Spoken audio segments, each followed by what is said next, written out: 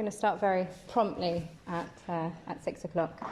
Hello, everybody. Thank you very much for coming this evening, particularly given how lovely the weather is outside. We thought we may have lost a few people to the pub on such a fine evening.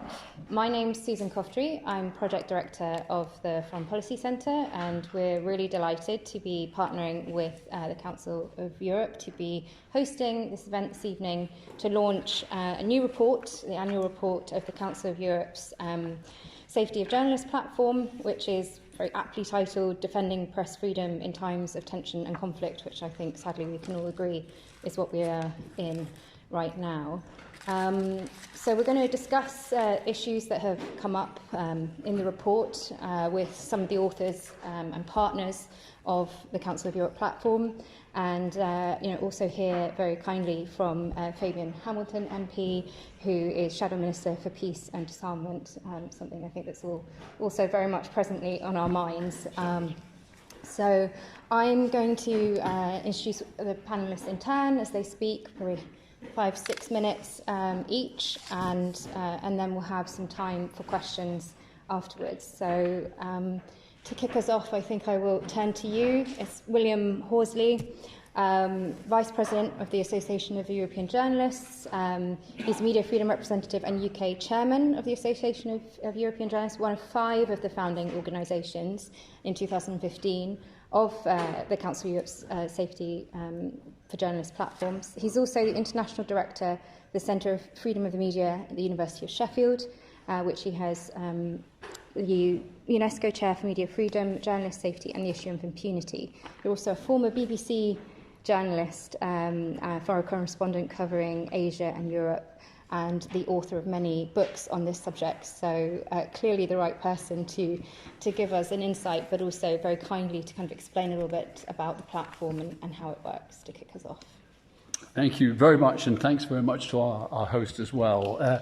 Today as we meet, we're digesting the biggest shock, really, to the human rights system in Europe for decades, with Russia invading a neighbour in an unprovoked way, but before that having prepared the way for an information war and an information monopoly with the most draconian crackdown on the media. And we're seeing that increasingly in other parts of Europe. That, I'm afraid, is what this report tells you in considerable detail. So the Council of Europe is down to 46 member states. I'm very glad that we could have this chance, and thanks to the Foreign Press Centre for organising as well in the UK, because the UK has put its head above the parapet, founding the Media Freedom Coalition with now more than 50 member states signed up in 2019, and a lot is expected of it. So the report covers 2021, but we do have a preface on the situation in Russia. I want to stress that, this is a pretty historic development, the platform. It signals a transformation in the way the Council of Europe reacts to problems in the member states, because for many, many years, they essentially created standards. They left it to the court, the European Court in Strasbourg, to rule on cases, but they would take many years. And then 10 years ago, with the situation getting really grave, my association and others pressed for a shift of gear. And the idea was that they needed a rapid response, early warning and rapid response mechanism using civil society's power. And that is what the platform is. So the openness of the Council of Europe deserves enormous credit. It's a collaborative agreement with 15 partner organisations. You can see their names just inside. It's important to realise how it works. The partners sign an agreement with the Council of Europe, and they submit verified reports on all forms of attack on the media, which are then sent out to the member states, asking for a response not only in writing but also in remedy for the threat that's perceived. So the collaboration among the 15 organisations is itself also quite extraordinary. It wasn't there 10 years ago. Rivalry, overlaps. Now it's much more coordinated to a common goal. And it's because I think all of us believe in the Council of Europe and the Court as a landmark for world standards in the obligation of states to create a favourable environment and to protect journalists against attack, and also create the legislative framework to prevent that kind of threat, and also, of course, against impunity. Those three things. Now, very quickly at the headlines from the report. In a way, the headline is that the system is itself now under very severe threat. The Secretary-General herself has spoken about 300 cases from the court, rulings from the court, going neglected currently. And one particular case, the case of Osman Kavala in Turkey, has highlighted this retreat of many states away from the fundamental belief in the system and the willingness to obey it. So, in terms of numbers, 282 alerts. Great majority of them either physical attacks or intimidation and harassment of journalists. And many of them now, in terms of actions at public protests, including sometimes by police officers, and that's one of the topical things that we're trying to address. But 6 killings of journalists last year, and a couple of them of a special note because they involve the criminal underworld attacking and killing journalists, one in Greece, in Athens, the other in the Netherlands. And what is very worrying to us is that in the Netherlands, a trial has started with a couple of suspects. In Greece, as in so many other cases, there's no progress after many months. And we have an impunity category, but we fear that in many countries, political or other interference is obstructing the investigations which would lead to the conviction of those who kill and attack journalists. And without that, it's an open door for others to try and do the same thing. So far this year, by the way, 11 journalists killed, 10 of them in Ukraine by Russian forces, and also jailings. A lot of them were in Turkey and Russia, and also Russia-controlled Crimea. Quickly, a couple of things. The response rate of member states is a worry, and we urge the member states to improve it. This last year, only a third of the alerts actually got a written reply. It's just not good enough. Worse than that, the number of cases which have been resolved, that's to say with changes in the law or dropping cases or repressions, is only 17% out of the total number of the last 5 years. A couple of quick words about, well, one positive thing first, including about the UK, with the National Safety Plan for Safety of Journalists. This involves largely liaison officers in public protests between police and the media to ensure there's coordination and also recognition of press insignia and that kind of thing to avoid the kind of attack, the more than a dozen recorded in the last year attacks on journalists at protests. And finally, something long-term for the UK with its record, the Human Rights Act, which of course is in the Queen's speech last week, portends what Dominic Raab said was a strengthening of our conditions of liberty, particularly the right of free speech, while having a healthy dose of common sense and curtailing abuses. However, the Law Society president, Stephanie Boyce, has said the Human Rights Act now provides robust protection in British courts. Dismantling it will have far-reaching consequences. If the new Bill of Rights becomes law, it would make it harder for all of us to protect or enforce our rights. The proposed changes make the state less accountable. That, ladies and gentlemen, is the heart of the matter. We've made a win for advocacy by getting this dialogue going with the Committee of Ministers, the decision makers, and the Secretariat of the Council of Europe, but we need to see much better results quickly. Thank you, William, for that fantastic overview of everything the platform encompasses, and also kind of pinpointing at some of its weaknesses as well. On that note, I'm going to hand over to Jessica Nemain, who's Policy and Campaigns Manager at Index on Censorship. She's one of the co-chairs also of the UK Anti-SLAPP coalition, which is where we work together. And she's also been closely involved in the work of the Coalition Against SLAPPs in Europe, which is known as CASE, since its inception a couple of years ago. So, through her work, she works very closely with journalists and civil society organisations, working on individual cases and also raising awareness, and again, particularly on SLAPPs, which I think you're going to talk about. But I think maybe starting with the kind of key issue that came out of Williams, which is, of course, the murder and violent attacks against journalists and the impunity for them. So. Yeah, thank you, Susan. Thanks a lot. So as William has outlined, the situation facing media freedom in Europe is increasingly bleak. In 2021, alerts from 35 countries were submitted to the platform, an increase of 41% compared to the previous year, that is 2020. This jump can in part be attributed to the rising harassment and intimidation of journalists.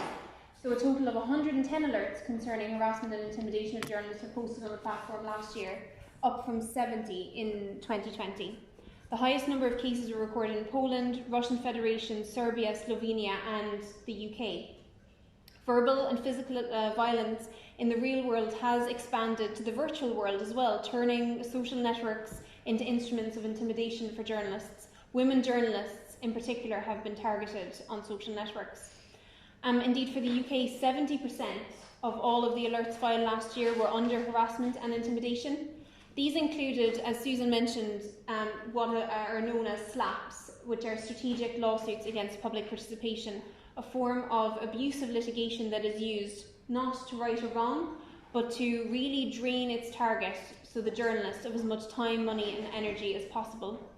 Such lawsuits are not aimed at pursuing a justice. They're not a legitimate use of the law, but they're aimed at silencing and stifling public interest speech that is the lifeblood of our democracies. The eye-wateringly high costs of mounting a defence in the UK in particular makes it a really attractive jurisdiction for SLAPPs.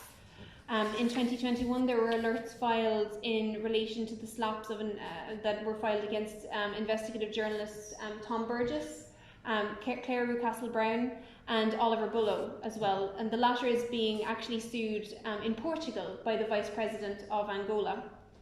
Already this year, 2 alerts have been filed in relation to SLAPPs in the UK. One is the case against investigative journalist Elliot Higgins of Bellingcat, and another on the case of Scott Stedman of Forensic News, which is based in the US. The UK is again identified in the report, as you'll read, as being a major country of origin for SLAPPs and a centre for libel tourism. But SLAPPs are a concern throughout the Council of Europe region. The European Commission has just last month put forward a package of measures aimed at addressing the increasing issue of SLAPPs in EU member states. And we are urging, and we will be continuing to urge all Council of Europe member states, including the UK, to follow suit. We are very pleased that the UK's Ministry of Justice has put out a call for evidence on SLAPPs, and we've been encouraging public watchdogs and journalists in particular to reply to the consultation. If there happens to be any journalists here, you still have time to reply to the consultation. The deadline is actually tomorrow. We hope that this consultation is an important first step to addressing SLAPPs, including and especially towards the introduction of an anti-SLAPP law. To draw back to something that William had highlighted as well, which is physical attacks and impunity of journalists, which is something that we're also incredibly concerned about. In 2021, there were 82 alerts related to attacks on physical safety of journalists, and that's an increase of 60% on the previous year. Public events such as rallies and protests, in particular demonstrations against measures to combat the COVID-19 pandemic, were the backdrop of most of the recorded alerts on journalists last year. Incidents of violence on reporters were recorded right across the Council of Europe region. And public service media journalists were particularly vulnerable to physical attacks at public protests and demonstrations. For example, here in the UK, BBC journalists faced death threats from anti-vaccine protesters, and the political editor of BBC Newsnight had to flee from anti-lockdown protesters just outside, not too far from here. Indeed, 30% of the alerts in the UK last year were under attacks on physical safety and integrity of journalists. And so we again are really calling on member states to thoroughly investigate all attacks on the physical safety of journalists. Cultures of impunity, and by impunity we mean the failure of states to identify, prosecute and punish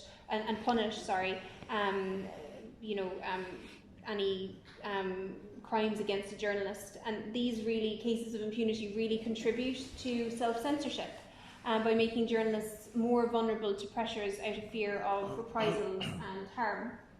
At the end of 2021, the Russian Federation, Turkey and Ukraine accounted for 60% of the cases relating to impunity of murdered journalists on the platform. And for example, last October we saw the 15th anniversary of Russian journalist Anna Politkovskaya, and the masterminds of her murder are still at large. And that really sends the incredibly dangerous message that killing a journalist is okay. Impunity, however, is not an issue that's only facing southeastern and eastern Council of Europe states. We also see it in Slovakia with Jan Kuciak, in Malta with Daphne Caruana Galizia, and in the United Kingdom, again, with Martin O'Hagan. Earlier this year, a BBC investigation uncovered serious concerns over the police investigation and the failure to prosecute those behind Martin O'Hagan's murder. He had been reporting on paramilitary activity in Northern Ireland before being murdered in September 2001.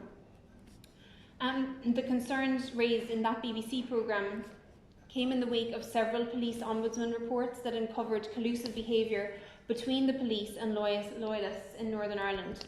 The journalist's family are now taking legal action against the Police Service of Northern Ireland and the Ministry of Defence. So, in summary, we're once again calling on the Council of Europe member states, including the UK, to ensure that the highest priority is given to conducting thorough and transparent investigations into all crimes against journalists. As clearly stated in the report, press freedom is the canary in the coal mine, and it is a clear indicator of the worrying degree of democratic backsliding that's taking place right across Europe. And that's why we really urge states to ensure that the highest priority is given to creating an empowering and enabling environment for journalists and media freedom in Europe. Thank you very much, Jessica. Quite a bleak picture in some ways, and I'm sorry that I'm going to hand over to Sarah for a little more of the same line, but very pleased to hear from Sarah Clark, who's head of Europe and Central Asia at Article 19, and she's been sort of leading that team and protecting and defending human rights and freedom of expression since 2019, but she has a much longer history of working on this topic, as I know because we used to work together when she worked at International PEN, but she's also consulted for OSCE and the UN and many other places. So, Sarah... I'm sorry, it's difficult to hear you. I've heard the others. I didn't catch well, I'm very... her organisation, I'm sorry. I'm sorry that that's the case, but yes, Sarah works for Article 19, and she's also worked for a number of other international human rights organisations, including International PEN, and consulted for the UN and OSCE. So. Thank you. Thanks, Susan, and thanks all for joining us. Unfortunately, my areas today also cover some really extremely difficult progressions that we've seen in the region. As we were writing this report, Russia invaded Ukraine. And you'll see at the beginning of the report we added a full section on the impact of the invasion and of course Russia's subsequent withdrawal from the Council of Europe.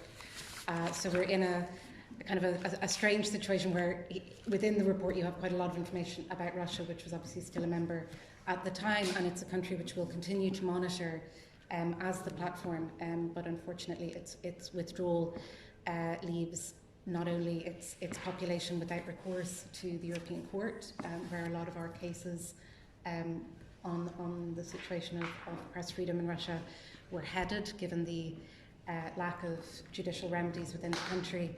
I'm sorry, I can't understand what you're saying. Okay. Unfortunately, I don't know if these work, no.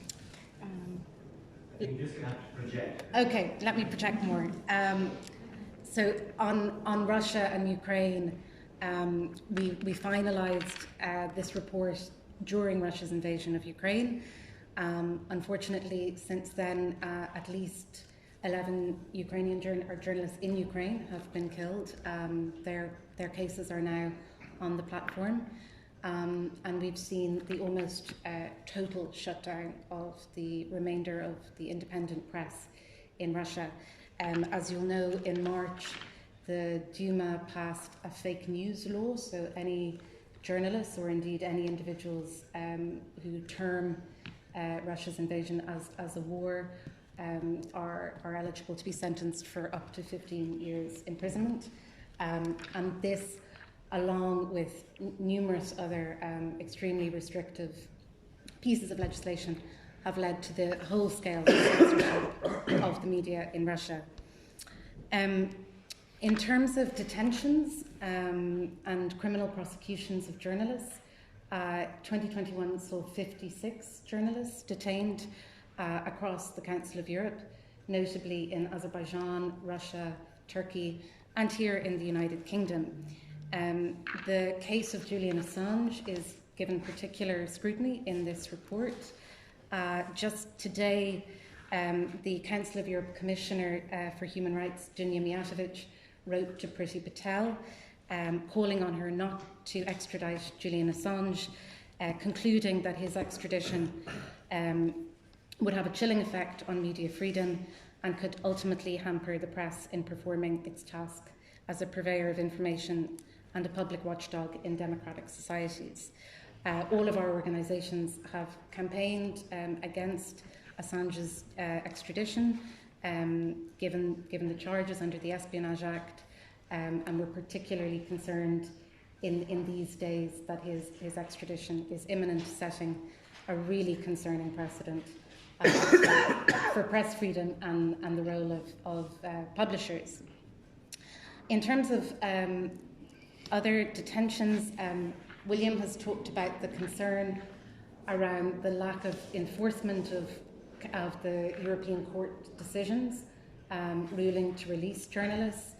The lack of implementation of the Kavala decision in Turkey in particular is leading to a very serious precedent where we're seeing national level courts are not complying with the Strasbourg Court's decisions.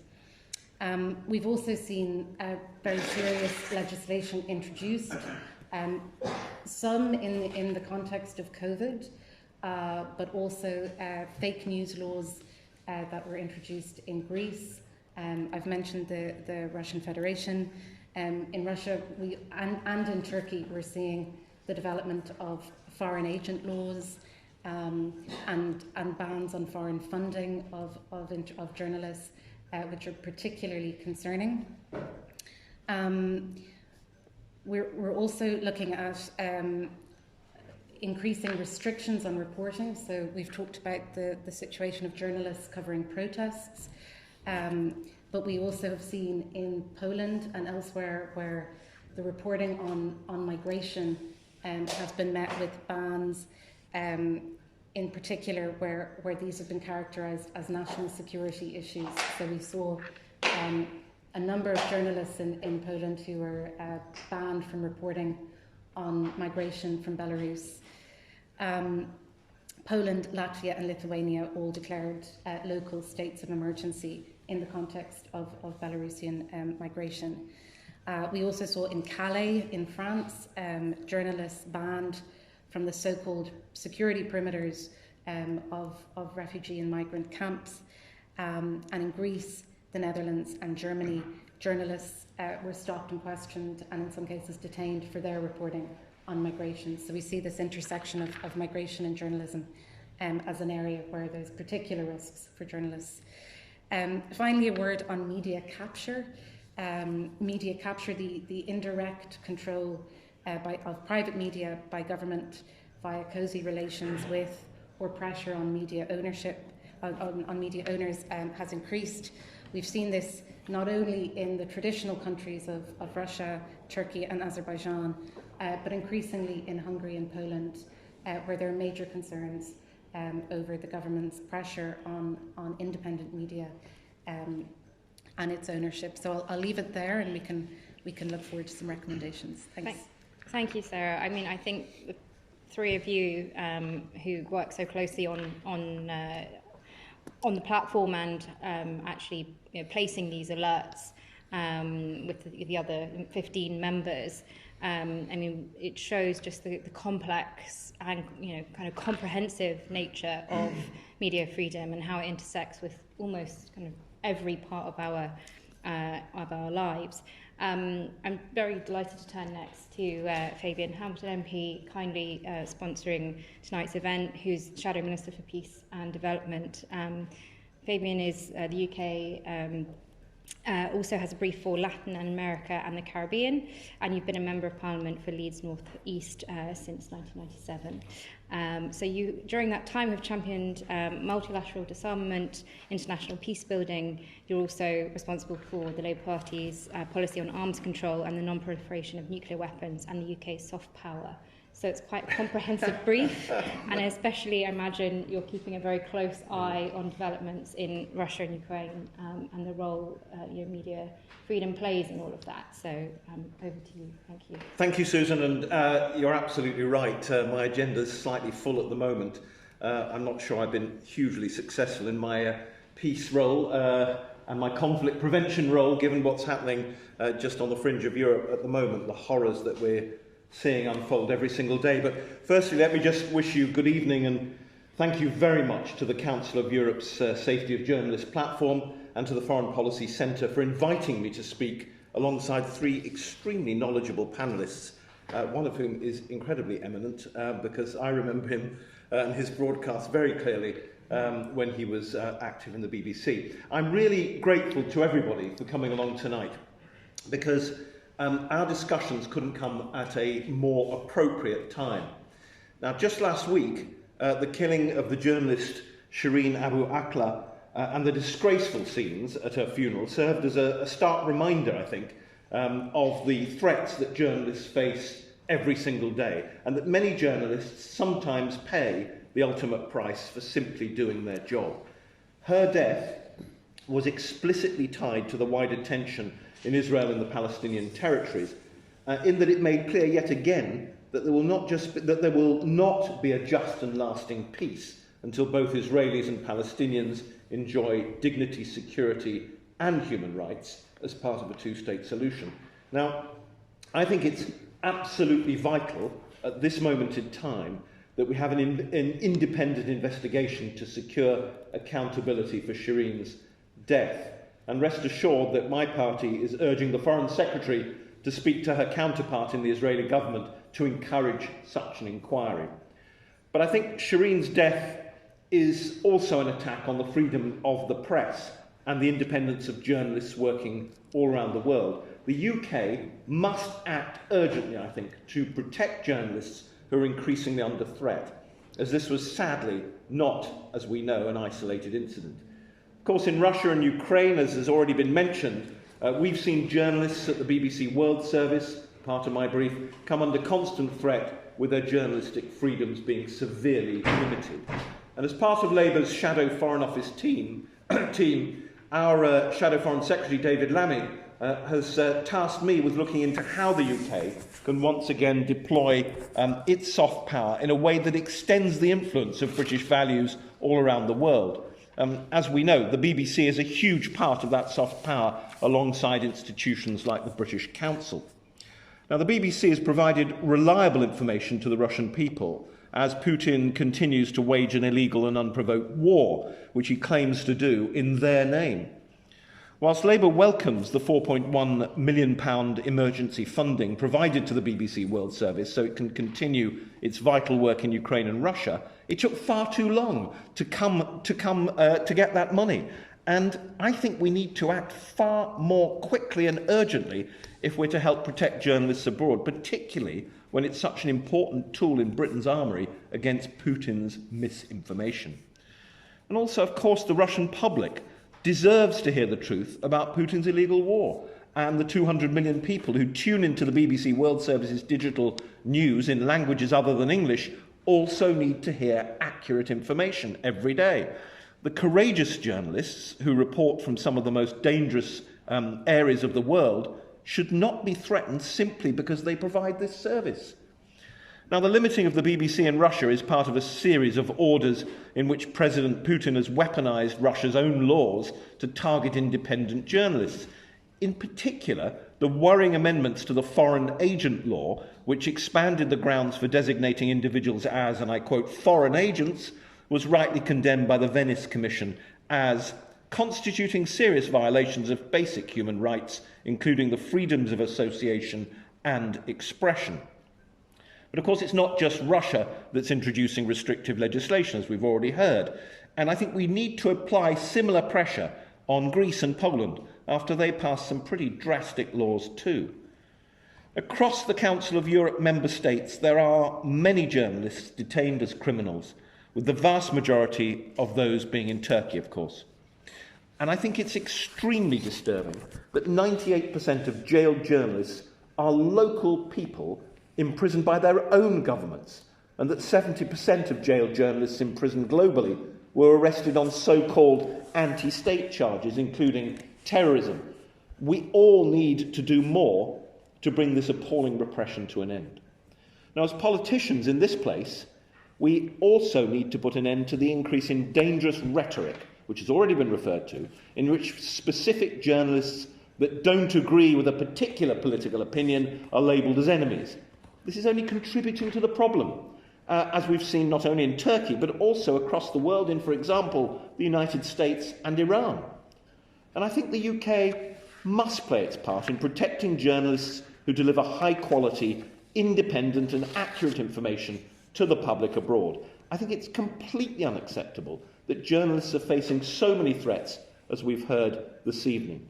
So whether in opposition or in government, the Labour Party will always stand up for journalists and the freedom of the press, which is, of course, an essential part of any democracy. And I believe we have a responsibility to help to extend those freedoms that we enjoy in this country to the rest of the world. Finally, Susan, if we are truly to defend our democracy and freedoms, we must defend the freedom of the press and the media.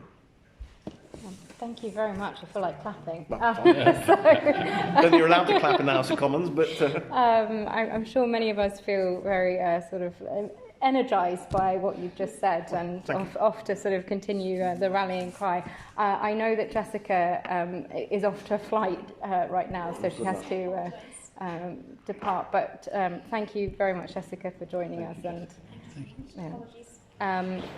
Yeah. Yes. I think you. Yep. Yeah, you should go.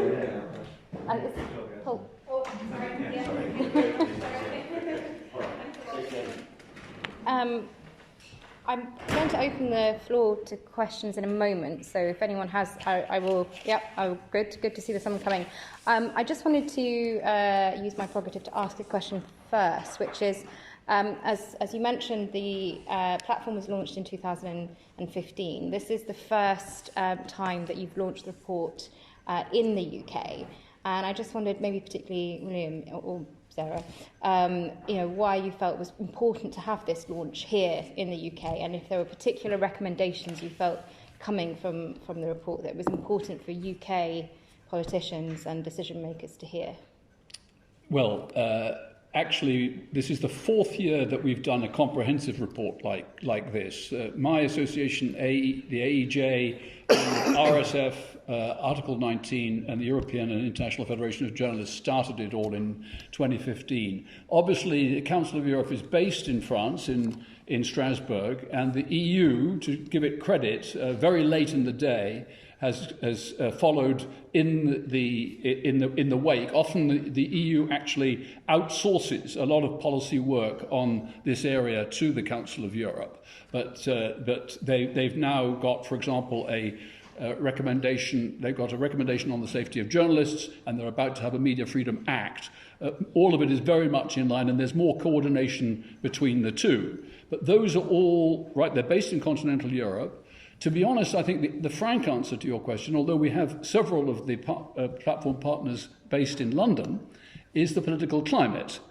the climate has been less than friendly towards the Council of Europe, and that, I think, is one of the things that is causing us distress, particularly when we look at the response rate of the British government to alerts.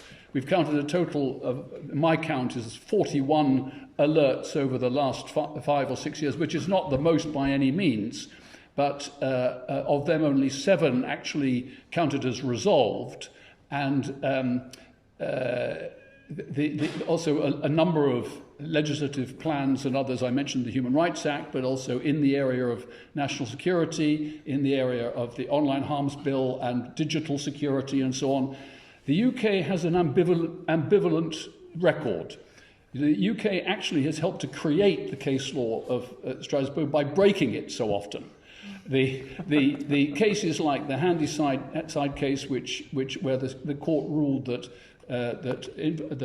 expressions of opinion that could shock and disturb and offend are also legitimate, particularly the thalidomide cases brought by the Sunday Times in the 1960s, the right to report, and gave the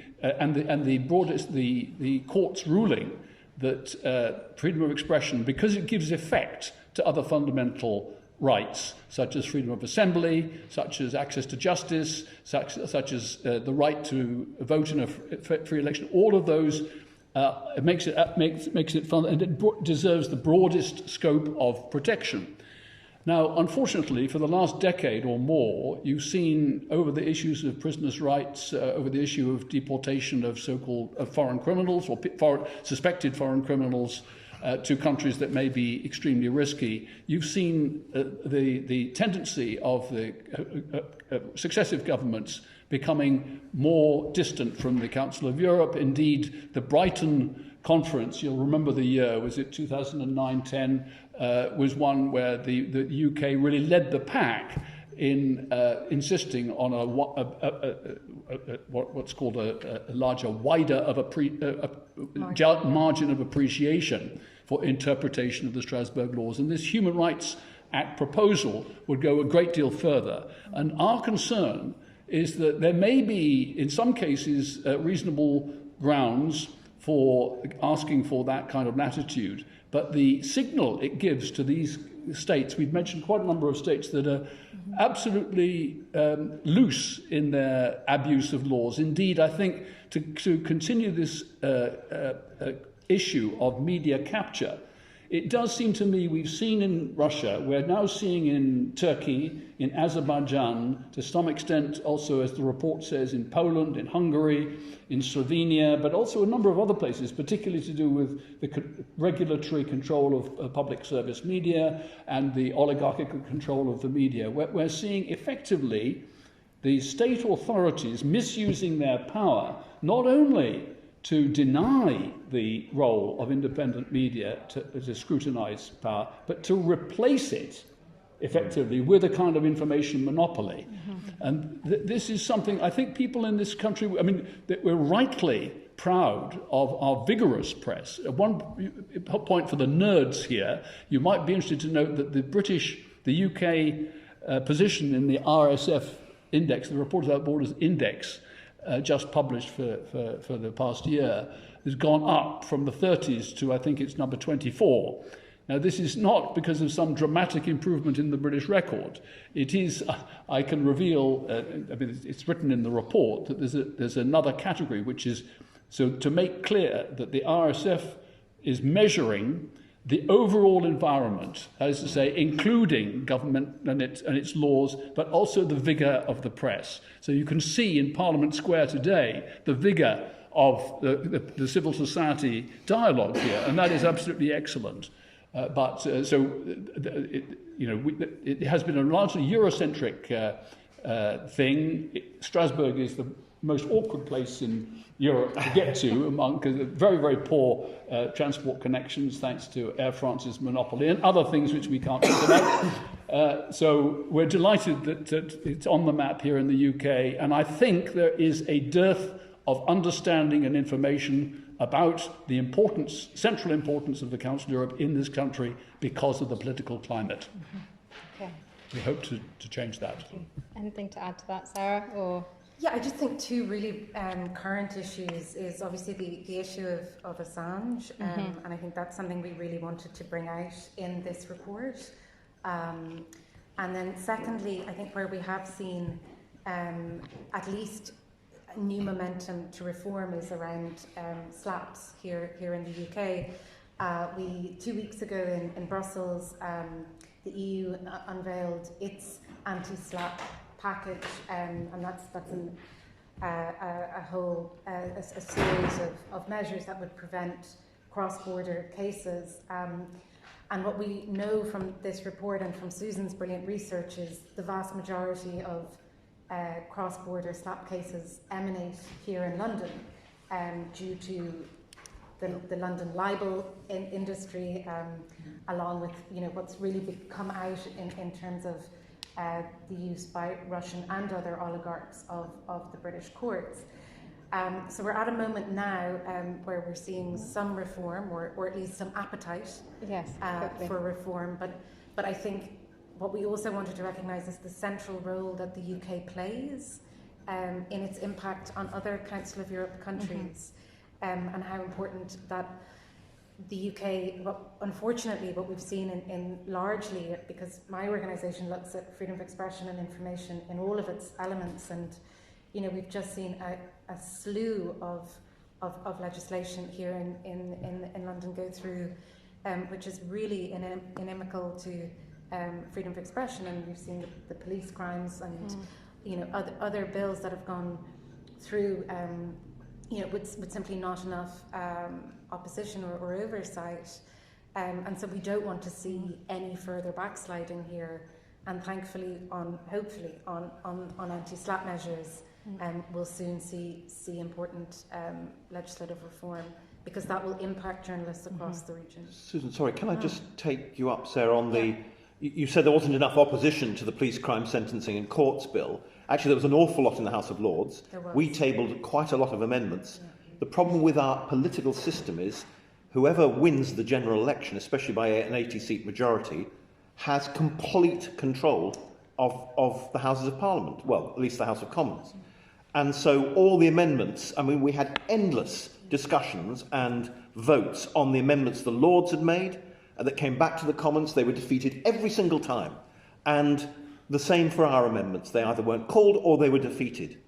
So it's not that we didn't oppose them, it's just we couldn't get those opposition amendments through. And you're absolutely right, that bill is a serious threat to the freedom of the press and the right to demonstrate.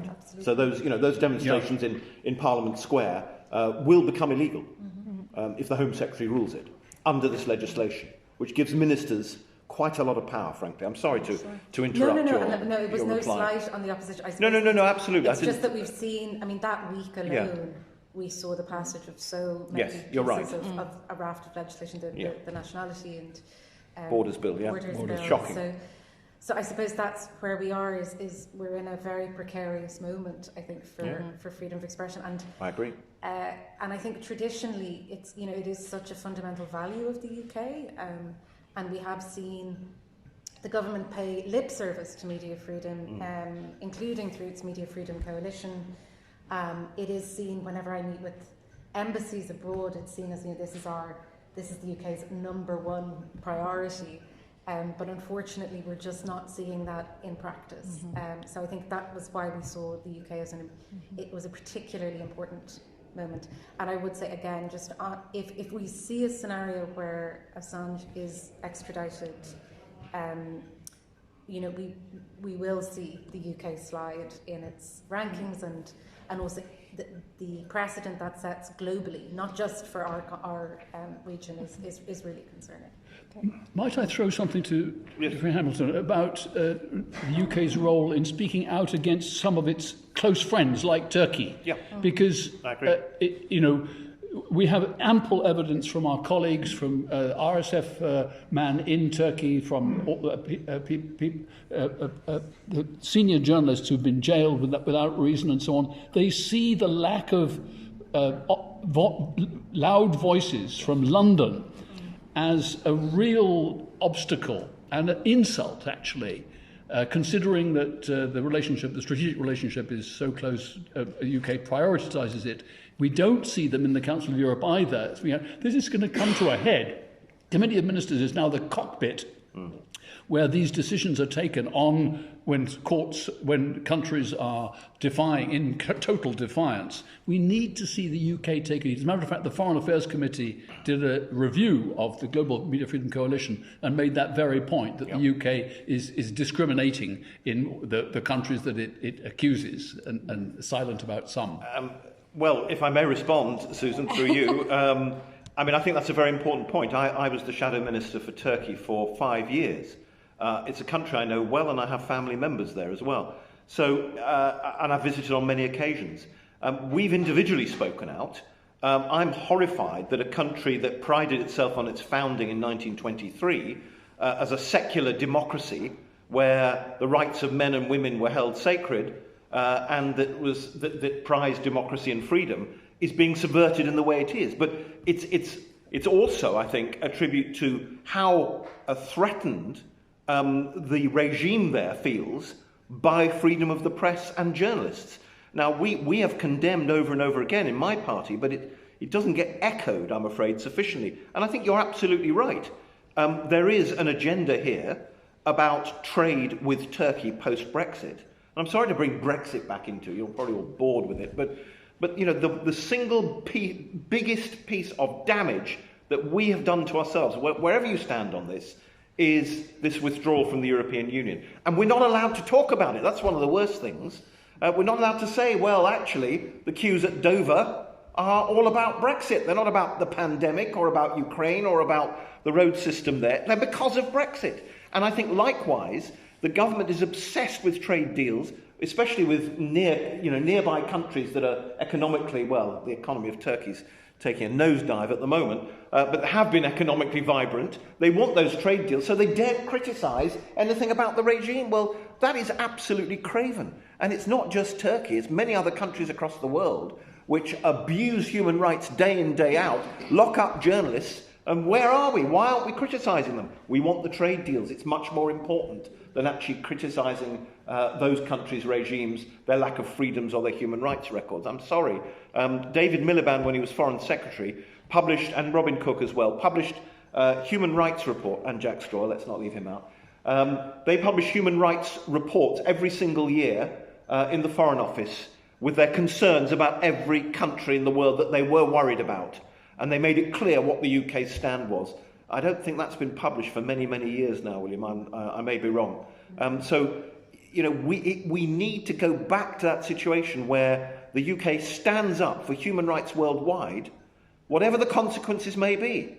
But of course, we're frightened now that we'll lose those valuable trade deals. Not that they're coming through anyway, because nobody's putting the UK as a priority post-Brexit. Sorry to be bitter about it, but... On that note, since we are in the UK having the UK launch, I feel we should take some questions from our UK audience. So, Lord Cromwell, I saw you had your hand up. First of all. Sophie Cromwell, for anyone who doesn't know me, no relation, because that's what we think about on the House of Lords independent member. Thank you very much. I think one comment I make is that the statistics, which you've had a lot of, don't capture the horror of what lies beneath of the actual individual stories of murder, intimidation, and so forth. Nothing you can do about that. But, as you've lived it, you understand what I'm saying. A couple of comments. A few minutes before I came to this, I was with the UK's ambassador to Ukraine, who was downstairs briefing parliamentarians, and she was speaking very movingly about the sheer devastation that is going on in Ukraine and the sheer resilience of the people who are fighting against it. On the journalist side of things, we've heard about how many people have been killed. It was very interesting. I was trying to get underneath the skin of the intelligence, how they get their intelligence. And there's a sort of what I would call Bellingcatization happening, in that it is amazing how many Ukrainians who have no protection at all are filming Russian tanks, are corroborating the evidence, are feeding this through, so that actually the intelligence we're getting is surprisingly good, given that you're in a war zone. Is that future journalism? I don't know. It's more a comment than a question. turning to slaps, which Susan will know is something I've done a lot of work on in our house. And by the way, may I just say to my colleague from the Commons, it's so nice to hear something nicer about the House of Lords. We did raise a lot of objections. You did. So on slaps, we know what they look like when you meet them. But if we're going to raise legislation, you've got to be able to define it legally. I mean, Susan, you've heard me pull on this many times. And it's actually quite hard to define legally what is a slap. And ask yourself the question, because if you define something in law as a legal offence, you have to define what is the defence against it. So if I'm accused of bringing a slap against one of you as a journalist, well, how can I defend myself? Because I'm now under attack. And so that needs some clever lawyers to sort that out. That's one point. My second and final point we reach is that there's another route to go here, or a second route to go here, which is, I was speaking yesterday with the Solicitors Regulation Authority, and they are starting to go to speak to law firms and say, you know, this isn't really on what you're doing, being used to intimidate journalists by very wealthy folk. Possibly in the UK, possibly from overseas, doesn't really matter. I would like to see a lot more naming and shaming going on, because I think if your law firm gets on the news regularly as this disgraceful behaviour, that is going to have a lot of partners and shareholders, or not necessarily the same thing, asking questions about, well, what is this firm doing? Do we want to be associated? Does our company want to be represented by it? And I would urge you to go down that route. And finally, let's not be complacent. Legislation isn't being put forward. There are meetings, there are discussions. This is your moment. Seize it, because it will pass. Something else will come up, and the slaps issue will go away. We'll stop worrying about oligarchs anymore. Do seize this moment, because if you don't, it won't happen. Legislation is a bitch to get through. Certainly. Thank you. I mean, I don't know. I don't want to use my position as a chair in this session rather than a speaker, but you know, Sarah's part of the Anti-SLAPP Coalition as well, and has really been involved in the work in Europe. And as you touched upon already, the plans that have been unveiled in Europe, I think we could say that the UK is already behind the curve on addressing this, and would fall further behind if it doesn't take any action at all. There's certainly some appetite for that, as Jessica was mentioning. The consultation closes tomorrow. But I don't know if you want to touch upon, I mean, I could talk about the definitions and stuff, but we'll start to get into the nitty-gritty, and I'm conscious that's not the main topic of this. But Sarah, is there anything you wanted to add on that? I want to be really naughty and add one more point, which is a colleague of mine who was a very senior person in the law, was at a seminar last night with city lawyers, and he raised the question of slaps. And they hadn't heard of it. We had no idea about this. So that bridge needs to be crossed. Yeah, I think the thing with slaps, sorry, I was going to hand over to Sarah, but this is my topic. So, I think that the term is unfamiliar to many in the UK, but the issue isn't. I think there are a lot of people who understand, once you start talking about it, what slaps is and the impact it can have, certainly amongst the journalistic community. But the terminology is relevantly new. But I do think that's actually very much due to the work that there's been happening in Europe. So if you want to say a few words, but I'm conscious there's been a few hands now, so I don't want to take too long on this. I think it would be helpful to look as well at what the language that we've used in the directive or the proposed legislation in Europe. But your point on naming and shaming of London law firms, I think we've seen this to be effective, and I think that's the route. We obviously need to be careful in some regards. I think law firms maybe rather than individual lawyers, but that's up for debate. But I think we've rarely seen such that the legal community taking such notice as since that naming and shaming has begun. So there's definitely power in doing it. Okay. I'm conscious this lady had her hand up as well, and then over here. So. Thank you. Hi, thank you, panel. My name is Alina. I actually work at BBC Russian, so it's very relevant what he said. I cover Belarus politics mostly, and it's also in the report, so thank you very much for that. I think since 2020, Belarus saw the biggest media crackdown in its modern history. Dozens of journalists have been arrested, BBC have been kicked out of Belarus, we can't work there anymore. One journalist was facing 15 years in jail for one single article. To be precise, for one sentence in an article, which is mentioned here as well. So I just wonder what's your view on how could we ensure the protection of journalists in the countries like Belarus, in the countries with authoritarian regime, as William quoted, where the abeyance of the law is really loose. And so far we are seeing that condemning the actions of the government is not enough because so many journalists are still in jail. Is there anything else we can do as UK government, as Council of Europe? Thank you. You want to add anything? I know you've got to leave shortly. I'm going to have to leave because there'll be a vote in a minute on the Queen's speech. Alina, lovely to see you here, and thank you for all the brilliant work you do on the BBC Russian service. We have met before, I think. But I don't know what you can do when you're in a foreign country where there is a regime that's completely opposed to everything we stand for. Belarus is a good example of that. I don't know, I mean, Iran, of course, we know about the way our journalists have been treated through the World Service in Iran, the threats, the intimidations, even journalists that are UK-based having their families threatened in Iran. It's very hard to know how you act against that. I mean, ultimately, what you want to see is the freedom of expression, democracy and openness that we enjoy mostly, being extended to everywhere else. And I know Iranians are absolutely crying out for that freedom. They enjoy listening to the World Service. We know that, the Farsi service.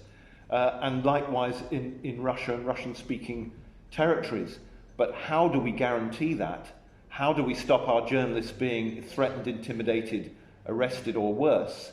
I don't have an answer to that. I wish I did. The world needs to change, but how do we do it? Move them out of the country. That's what we learned. Okay. Well, yes, and that's what we did. That's what we did with the Iranian service. And with Russian service. But then we found that their families were being threatened, Yeah. and it's just unacceptable. But they still do it because they're frightened. They're frightened of the truths that we can tell, and that's very worrying. So I don't really have an answer except we can't afford to give up. If I could just come in on Belarus, Article 19 has worked on Belarus for many years, and the work we've done since the revolution has been really to continue to get money into the country to support journalists, and we've also done a lot of work on getting visas and humanitarian visas for those who've had to leave.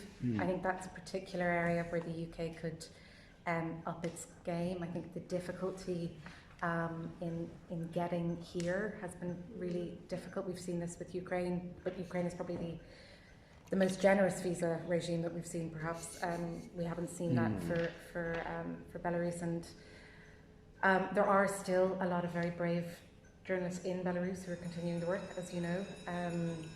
So it's about continuing to support them, and then really it's those journalists who've gone into exile in Poland and previously in Kiev. We had a whole program for Belarusian journalists in exile in Ukraine, and we've now had to move those journalists again. But it's been about continuing the funding to those journalists. I think something that really worried us was after the invasion of Ukraine, a lot of the money that was previously donor money that was going to Belarusian journalists has now been diverted. And so that's a real concern, and something that the Foreign Office here also needs to, we've been working with them to ensure that funding continues. But it's an immensely difficult situation. No, Your thank you. question about how you can redress this, what actions can you possibly take? It seems to me, as you very well know, that Belarus is in effect a client state. So actually it couldn't do this without Russia. It is the only European country that's outside the Council of Europe for very good reasons. So there's no means of getting at it that way. There's, it's not in part of the European Court of Human Rights system either. But although we are putting it on the platform to try to encourage that, Belarus Association of Journalists, of course, has just won the World Press Freedom Prize of UNESCO. And 10 days ago, I was in a room with Mrs. Tikhanovskaya, who I think did suggest a better future for Belarus, because, I don't know whether her figures are correct, but she was talking about massive majority of Belarus people opposed to what Russia is doing in the country. So you need to keep the framework within the country of those who are willing to do it. But, at what cost? The sacrifice for these people. We happen to know Andrei Alexandrov was a member, he was close to he was in the Belarus Association of Journalists as well. But actually, sanctions, clearly, there's very, very limited effect you can have from that for a country of that kind, but only because it's protected by a more powerful protector, isn't that right? Otherwise, there are ways through international law, through the UN system and the Council of Europe, and even the EU, if people are dependent on EU funds, but it's in a different camp. Okay. Ewan, you had your hand up for a while, so... Thank you. Ewan Grant, I was the UK Customs Service's intelligence analyst for the ex-Soviet states. And among the issues I'm currently covering now is the impact of the Netanyahu network in Africa, which is very considerable, even though Netanyahu has been dead for over 40 years. NSO is the new rebirth of the Netanyahu network.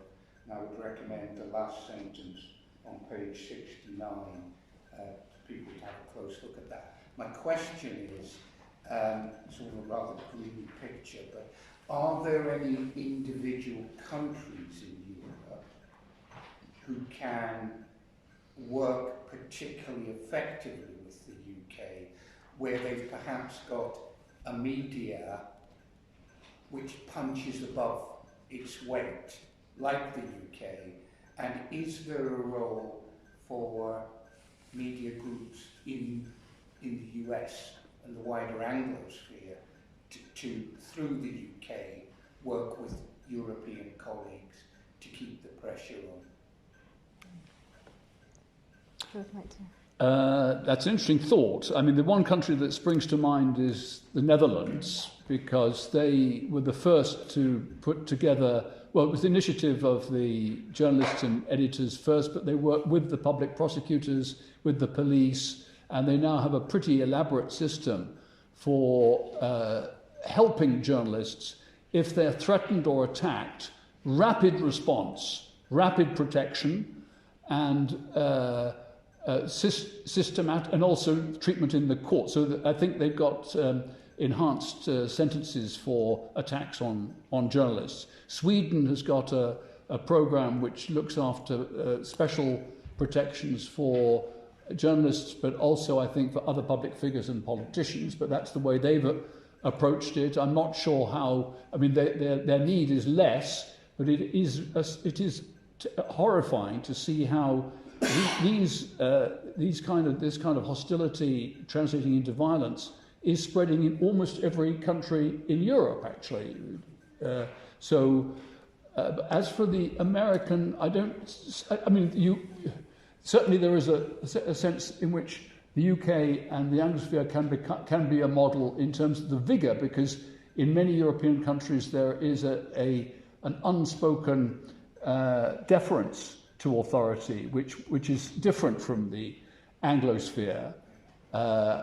It's a kind of example.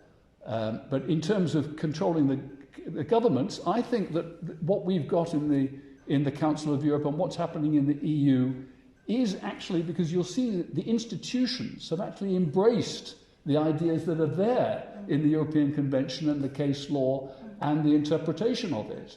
And indeed, the Council of Europe had a ministerial conference in Cyprus last summer, and the resolutions that were passed and the whole tenor of the debate and the vigour with which David Kay, former UN rapporteur, freedom of expression, Amal Clooney and others addressed the member states and telling them exactly what they should be doing, and then they lapped it up and they passed all the resolutions. Obviously, they're not binding, but still, the climate is a great deal better than it was in that sense. But we have this, I said cockpit, it's a cauldron now in the Committee of Ministers.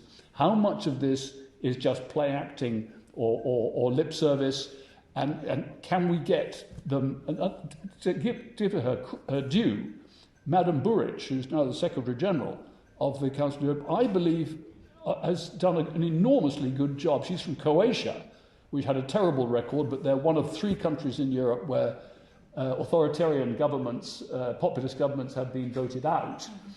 So they, that is a kind of, it shows that the vigour is there, the spirit is there. Thank you.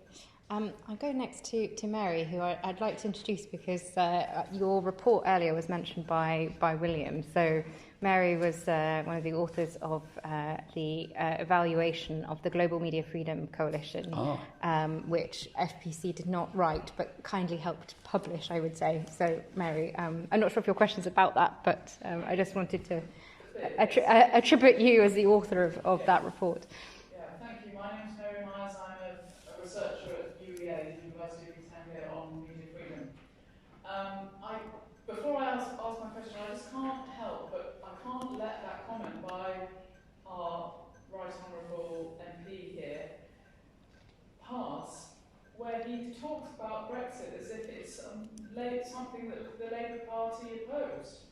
Anyway, I wish he was still sitting there, but why don't we just get their act together and oppose it and take us back in? Anyway, that's off my chest. I just want to ask how the panel assesses the Global Media Freedom Coalition at this stage, because as you said, Will, a lot was expected back in 2019 of it, but has it delivered anything yet, would you say? Maybe just for those who aren't familiar in the room, if you could just give a quick background. The Freedom Coalition was launched in 2019 by Jeremy Hunt and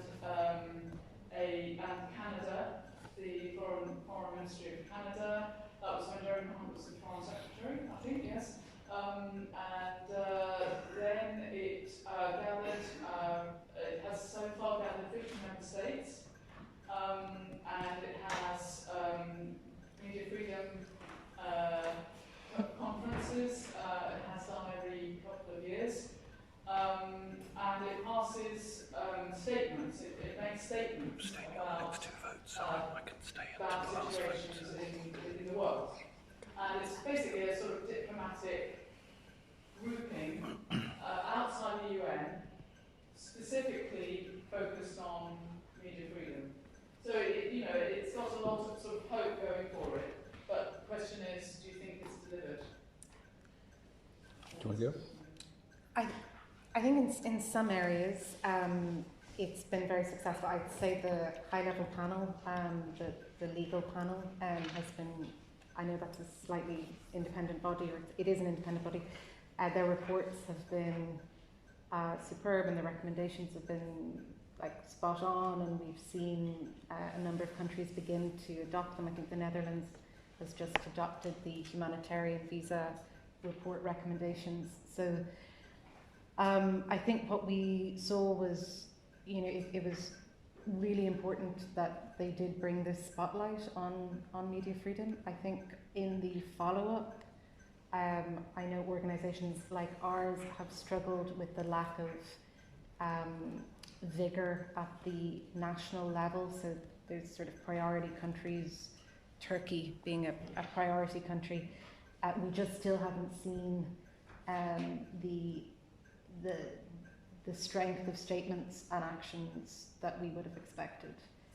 We hope with the Netherlands taking over as co-chair that will change.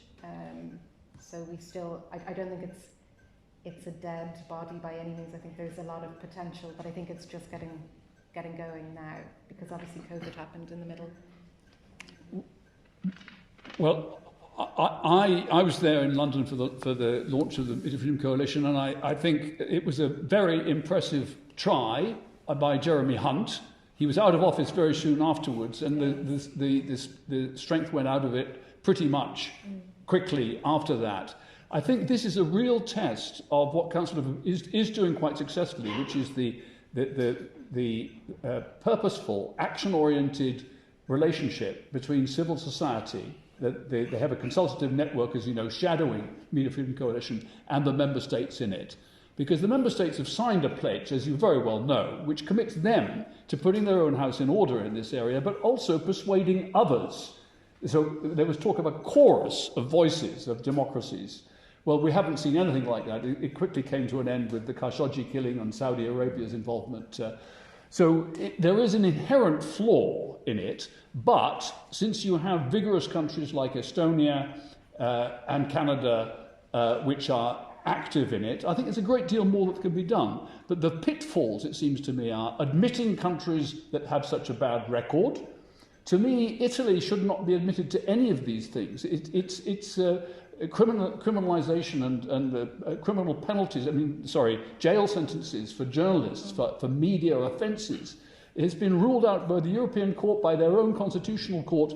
Member states of organisations like that should say, this is not on. You know, if you're going to be with us, you just straighten out your laws.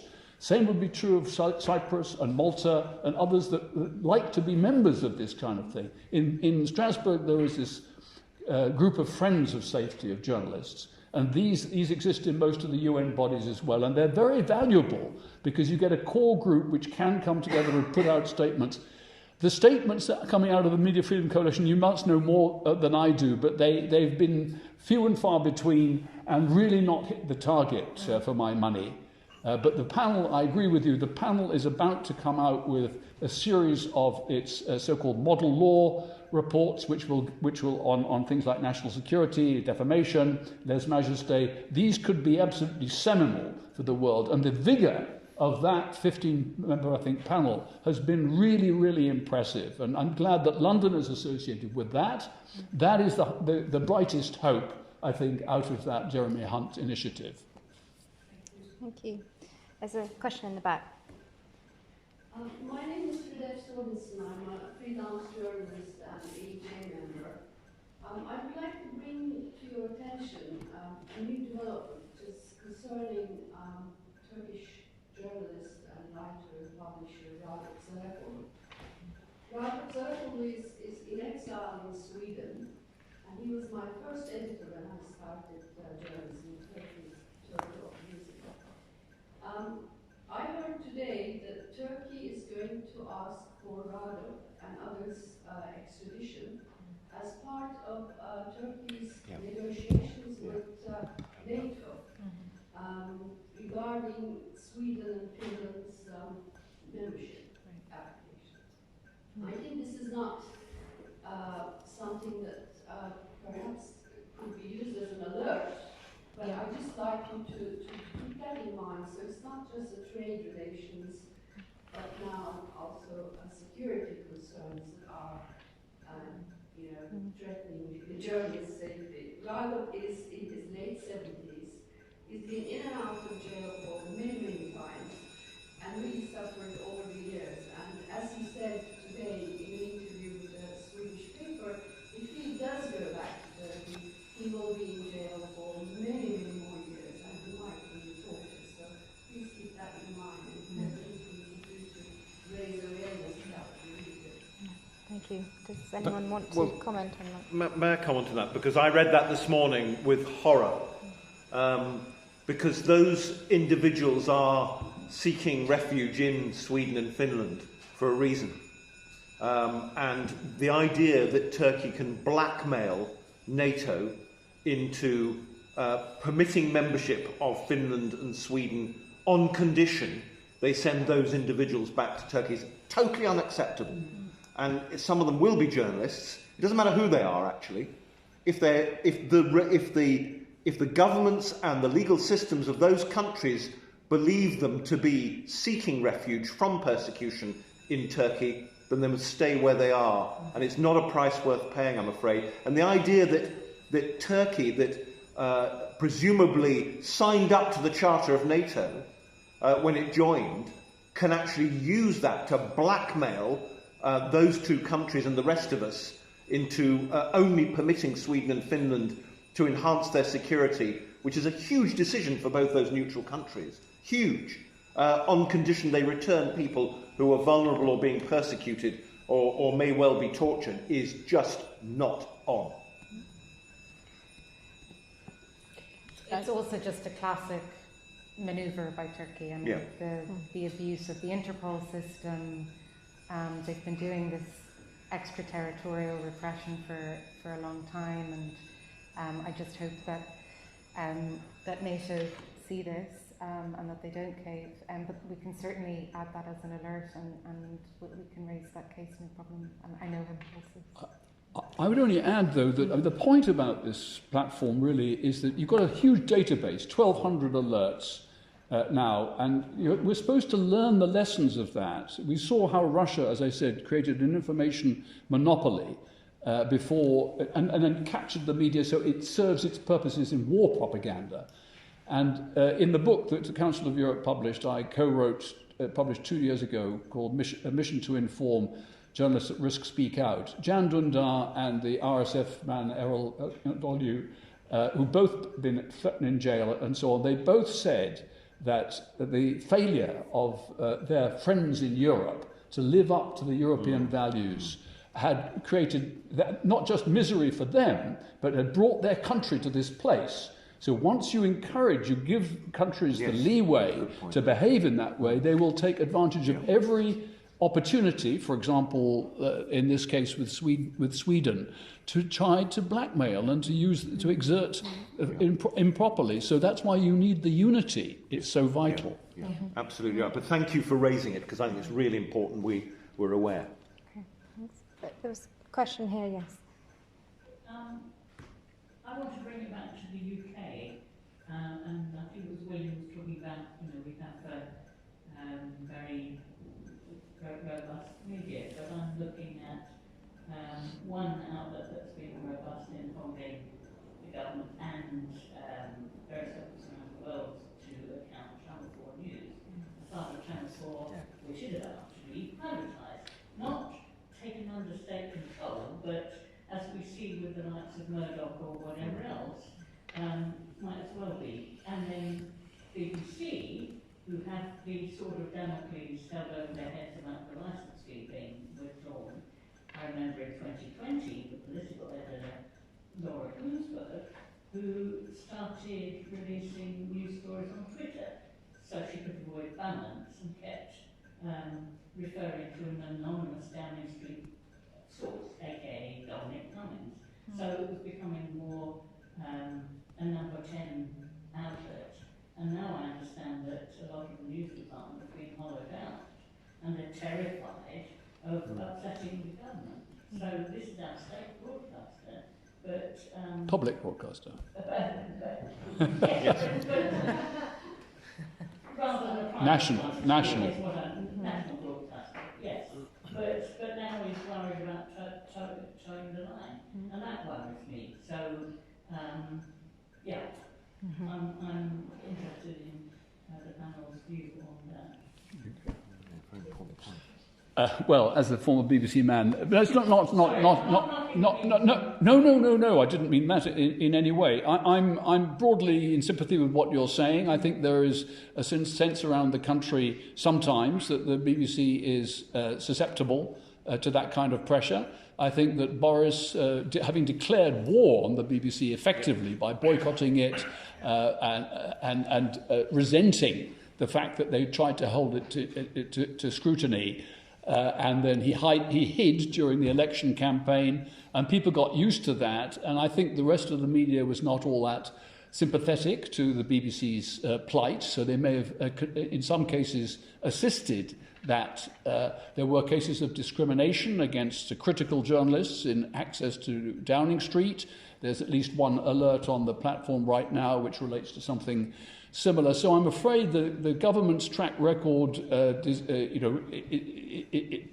is open to a great deal of criticism. And I think, you know, this issue of the independence of regulatory authorities and the independence, the willingness of governments to give licenses to a broad spectrum of journalism. This is one of the positive obligations under the European Convention and the European Court, along with media freedom, is diversity of the media. So, for example, a classic strategy by Hungary, and there's another case very recently, the Club Radio in Hungary, and there's another one very recently, to exclude them just by regulatory saying, no, you can't continue your license. Well, that's not exactly what's happening here, but I mean, at least we do have a very vigorous and all-round debate about it. But at the end of the day, if the government is going to use its power, the Home Secretary is going to use her power to change those rules, you know, the public has to speak out. These are publicly oriented organisations. So I hope they do. Mayor? Look, absolutely, and you raise two very important points on two effectively public service broadcasters, the BBC funded in the way it is. Now, Nadine Dorries, I was in the chamber for that statement. It was the biggest load of tosh I've ever heard, frankly. And a lot of Conservatives were really bristling about it because they want to defend the BBC too. This isn't, I don't think, a Conservative Labour thing. And frankly, although I used to get irritated when we were in power to hear some of the stories on the BBC, it was absolutely right that they broadcast them. So, you know, we've got to preserve the independence of the BBC as a public broadcaster. And this idea that, well, we get rid of the charter and the licence fee because, you know, elderly people can't afford to pay it, and it's unfair to the poorest, is a complete blind, frankly, for we don't like the way that they criticise us, so we're going to get rid of them, effectively to privatise them, put them into sort of advertisers' hands. We must not let that happen. Now, with Channel 4, again, there's a lot of opposition on all sides of the House. I declare an interest because they moved to Leeds, my city, the city I partly represent, and it's been a big boon for us, a huge boost to the economy and to journalism in the city of Leeds. And I don't know about everybody in this room, but, you know, being left of centre person, I like watching Channel 4 News because I think it's probably better in some ways than BBC News, although I'm a great BBC loyalist. And again, what do you think is going to happen when that falls into the hands of whether it's Murdoch or anybody else? What's the first thing they're going to cut? That kind of independent, slightly radical take on the news, broadcasting stories you don't see anywhere else, because it won't be commercially viable. And I just don't get it. It doesn't cost us a penny to have Channel 4. It costs the taxpayer nothing. And some of the best coverage of COVID in 2020 in terms of information.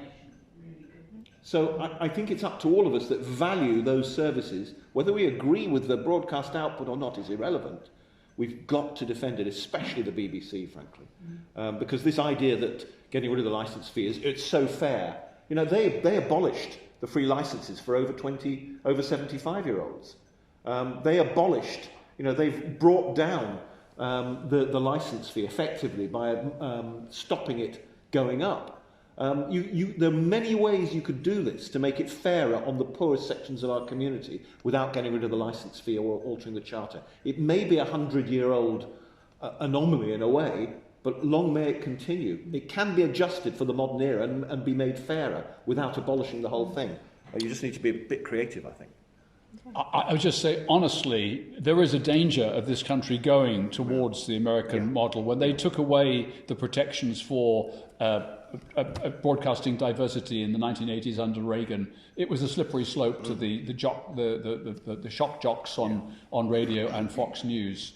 And, you know, I mean, I'm all in favour of more channels with more voices, but, you know, this trivialisation and the short attention span and the sensationalisation, you know, there's a space for it. We've always been very good at tabloids in this country. They've done a fantastically good job for literacy and other things. They're an important part of the landscape, but if that becomes if it displaces serious journalism and independent journalism, conspicuously independent, you know, we would all be the losers. Absolutely. Okay. We're in our final kind of few minutes, but there was a gentleman at the back and then someone here. So if you would maybe speak first. Sorry, it's just a follow-on to what you said then about sort of tabloid coming onto TV. Do you think the appetite of people not really tuning in to sort of talk TV who hears on or GB News, do you think that shows that the appetite's not there and people are more interested in your traditional BBC, your channel that stays in your Sky? I would say the BBC has got a very genuine challenge. I mean, sometimes I get bored with them and want to watch another channel, and I agree about Channel 4's quality. I mean, I really value that enormously, personally. But you take the thing in aggregate and the strength and depth, you see the way the BBC's been able to deploy correspondents who are normally in Korea or in Northern Ireland, and the job they're doing in Ukraine is a triumph. It's absolutely brilliant. So to have a national broadcaster of that scope, of that quality, and that's just the domestic TV, radio, and it's the range of programs on documentaries and so on is world-beating, isn't it? Yes. And that is, it is important that the public makes the government aware of how much they value that, or otherwise it will be chipped away and might be taken away. Yeah, absolutely. Quentin Somerville, Letizia, the hinge of the line. Yesterday, was it? A piece from the BBC, the hinge. Yeah, absolutely right. And last question here. Well, I just wondered what you felt about Trump's campaign of accusation of fake news, and of course the related organisation, so-called QAnon, campaign of lies. This is very dangerous for journalists. I would say. Any comments? Just that we saw it echoed. I mean, for the purposes of this report, we've seen the accusation of fake news has now taken hold across this region. Trump was one of the first to use it, and now we've seen anti-fake law legislation being introduced, anti-disinformation laws, and they're highly problematic. They're completely at odds with Strasbourg case law, and they cast this very wide net that you can brandish. I mean, in Russia or Turkey, you can brandish any criticism as fake news. So it really put a real target on the back of journalists, and we saw this in terms of QAnon and COVID.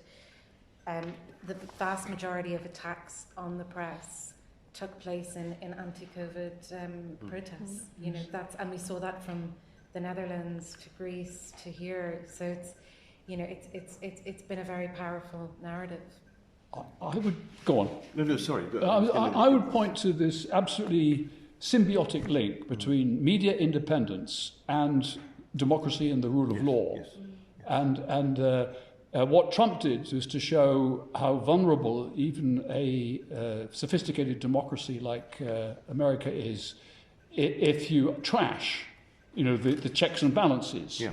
And then he captured, of course, the Republican Party.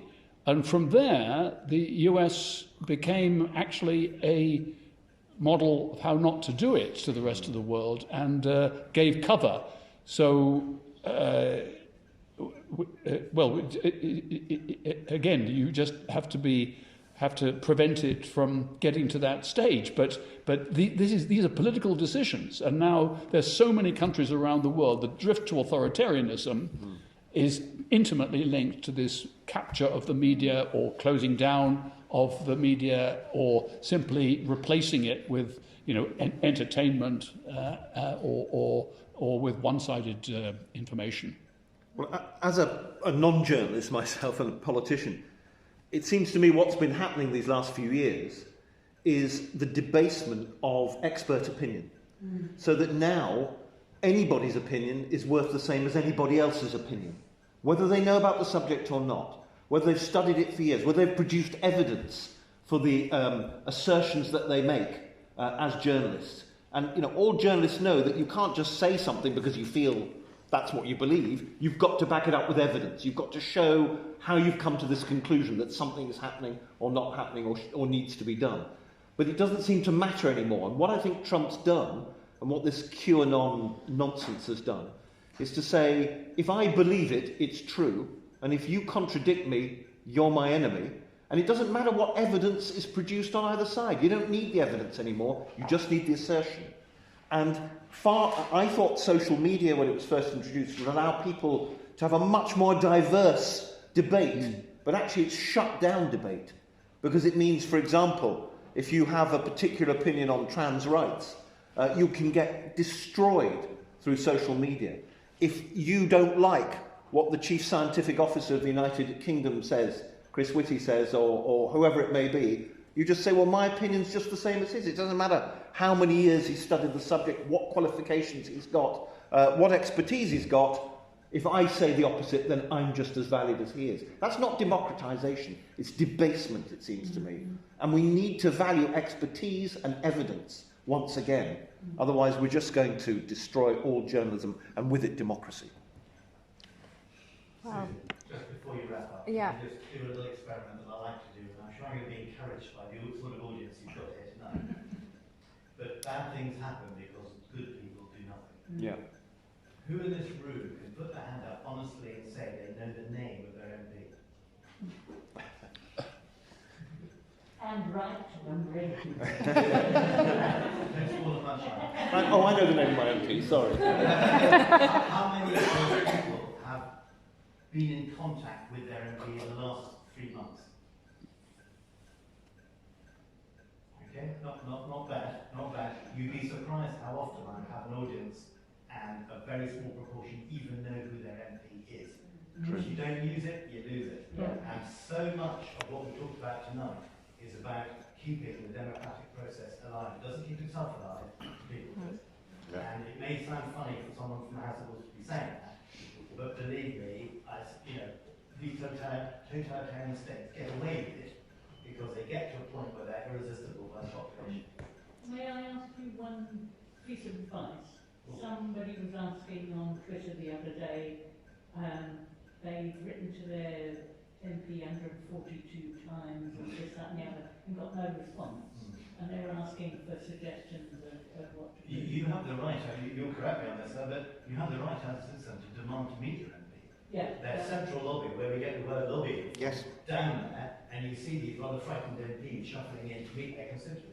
I think they live quite a way away. So I was suggesting, writing to the PM or whatever else. And No. Well, whenever we get them, we say you've got to go to your MP first. yeah. Yeah. No, but just saying. I don't think this PM was very helpful. But if you contact your MP, make sure you give your home address. Now, a lot of people say, I'm not giving you my home address, I don't want you to know where I live. Oh, no, But I always do. But if you don't, then they don't know that you live in their constituency and they won't deal with you. Yeah. And most of the automatic replies on emails will say, unless you give your address, we can't respond to you. And also, if you do contact the PM, PM's office will simply say, contact your local MP, because I'm not your MP. You can always get a petition going of other people who've had your experience, and then that might make a headline locally, and who knows, it might trend. It might trend. Or go to your local, especially if he's your MP and the local paper's reporting on your local MP that he isn't meeting his constituents. I mean, the Bamford family motto, as I'm sure many of you know, is perseverantia vindic. Perseverance wins. And you just got to keep going. But also, I mean, I can't understand any MP who doesn't respond to their constituents because they've got to face them again in 3 or 4 years' time, or however often. And if you want their votes, you've got to deal with them. That's your job.